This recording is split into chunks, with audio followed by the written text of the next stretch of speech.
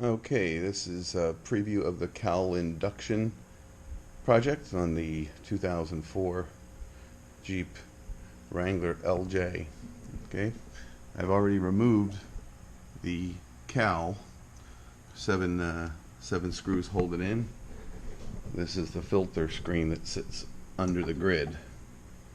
Okay.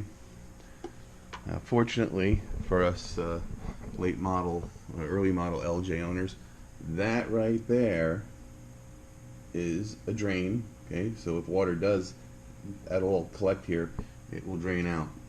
So if you're doing cowl induction, you don't have to worry about water pooling up and getting into your engine compartment. This area here is where we'll drill a 3-inch hole with a hole saw to come in from the engine compartment for a cold air intake from this cowl area. This is air intake for the air conditioning vent. This can be trimmed if we need to facilitate a pre-cleaner. I want to do an inline filter on the engine compartment side, so we don't need to remove the cowl every time we want to change the air filter. But with a pre-cleaner, that may be even fewer and far between changes. We'll keep out all the big dust. So the only decision I have to make at this point is, do I want to keep the pre-cleaner inside that compartment, or do I want it to come out somewhere here between the hinge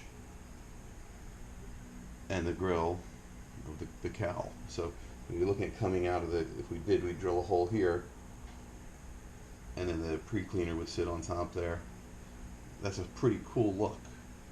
That does mean drilling more holes and doing more work. So from the engine compartment, this area right here is where we will cut our intake tube, and with an elbow and flexible tubing, go directly here to the firewall. You can see, maybe you can see where that ground wire is connected. We may have to relocate that, but we need a 3-inch hole right there in the firewall, and we'll put flanges on both sides to connect intake piping to, with an inline filter, air filter somewhere about here in the assembly. Stock air box would be removed, or it could just be disabled. It's not going to serve any purpose.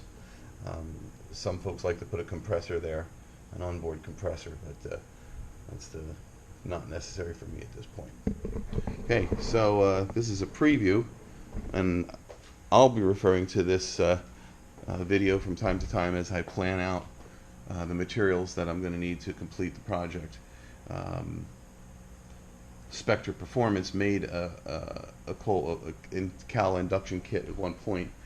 I can't seem to find one for sale any longer, but there's plenty of ways to manufacture it.